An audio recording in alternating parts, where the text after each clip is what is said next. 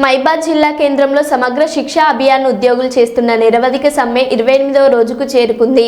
పట్టణంలోని తహసీల్దార్ కార్యాలయం సమీపంలో సమగ్ర శిక్ష అభియాన్ ఉద్యోగులు వినూత్న రీతిలో నిరసన చేపట్టారు. ముఖ్యమంత్రి రేవంత్ రెడ్డి చిత్రపటానికి పూలమాలతో సత్కరించి మహిళా టీచర్లు మోకాళ్లపై కూర్చొని 2 చేతులు జోడించి నమస్కారం చేయగా పురుషులు 2 చేతులతో దండం పెట్టి సీఎం గారు స్పందించండి, ఎస్ఎస్ఏ ఉద్యోగులను రెగ్యులర్ చేయండి అని నినాదాలతో హోరెత్తించారు.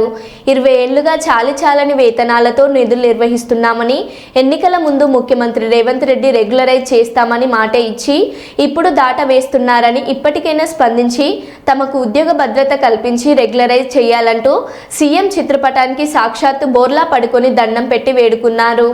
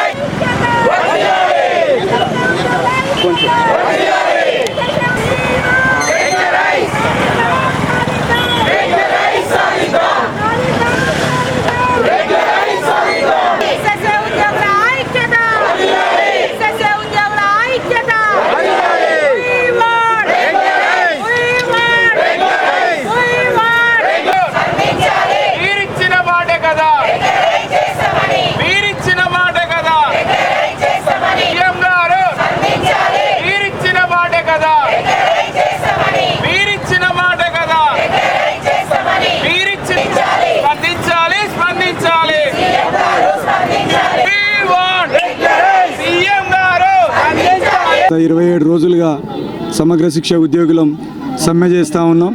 ఆ సమ్మెలో భాగంగానే ఈరోజు వినూత్నంగా మరి గౌరవ తెలంగాణ రాష్ట్ర ముఖ్యమంత్రి అయినటువంటి అన్నగారు రేవంత్ అన్నగారు ఇచ్చినటువంటి మాటను నిలబెట్టుకోవాలని చెప్పేసి ఈరోజు మహిళా ఉపాధ్యాయ దినోత్సవం ప్రకటించారు. ఆ ప్రకటించిన సందర్భంలోనే మా సమగ్ర శిక్ష ఉద్యోగులందరం కూడా మహిళా దినోత్సవాన్ని ఉపాధ్యాయ దినోత్సవం చేయడం జరిగింది. అందులో భాగంగానే ఈరోజు మొత్తం అందరం కూడా మానుకోట జిల్లాలో ఉన్నటువంటి సమగ్ర శిక్ష ఉద్యోగులందరం గౌరవ సీఎం రేవంత్ రెడ్డి గారి యొక్క చిత్రపటానికి మొత్తం అందరం మోకాళ్ళపైన కూడా మరి అందరం కలిసి దండం పెట్టుకోవడం జరిగింది.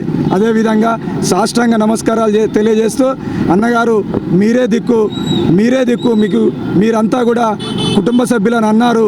మరి మమ్మల్ని అందరినీ మీ కుటుంబ సభ్యులుగా భావించి ఈ 19,000 కుటుంబాల్లో వెలుగు నింపుతారని చెప్పేసి ఆశిస్తూ ఉన్నాం.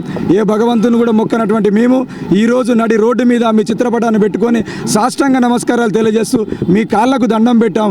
మా 19,000 మంది కుటుంబాలని వెలుగు నింపండి, మా జీవితాలని నాశనం చేయకండి, మా వెనక ఏ రాజకీయ పక్షాలు లేవు, మేమే స్వచ్ఛందంగా మా జీవితాలని 18 ఏళ్ళుగా సమగ్ర శిక్షలో వెట్టి చాకిరీ చేశాం, మా వెనక ఎవరో ఉన్నారనుకొని మీరు ఈ విషయాన్ని తాత్సారం చేస్తున్నారని చెప్పేసి మాకు అర్థమవుతా ఉంది. దయచేసి ఈ ఆడబిడ్డలను కూడా ఆలోచించండి. 19,000 మంది ఉద్యోగస్తుల్లో 70,000 మంది మరి మహిళలే ఉన్నారు. మరి అలాంటి మహిళల్ని మీరు గౌరవించాలి, గౌరవిస్తూ ఉన్నారు, మిమ్మల్ని అన్నగా భావిస్తూ ఉన్నారు. మరి భారతదేశం గర్వించదగినటువంటి సావిత్రిబాయి పూలే జన్మదినాన్ని మరి ఈరోజు మీరు మహిళా ఉపాధ్యాయ దినోత్సవంగా జరుపుకోమని చెప్పారు.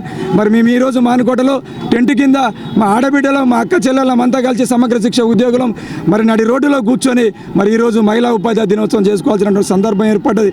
దయచేసి త్వరలోనే మాకు మంచి తీపి కబురు చెప్తారని చెప్పేసి ఆశిస్తూ మేము దేవుళ్ళకు మొక్కినటువంటి మేము మీ చిత్రపటం పెట్టుకొని నడి రోడ్డు పైన సాష్టాంగ నమస్కారాలు తెలియజేస్తూ మీ కాళ్ళకు దండం పెట్టుకున్నాం. మీరు మాకు న్యాయం చేయండి అని చెప్పేసి కూడా వేడుకుంటా ఉన్నామన్నా.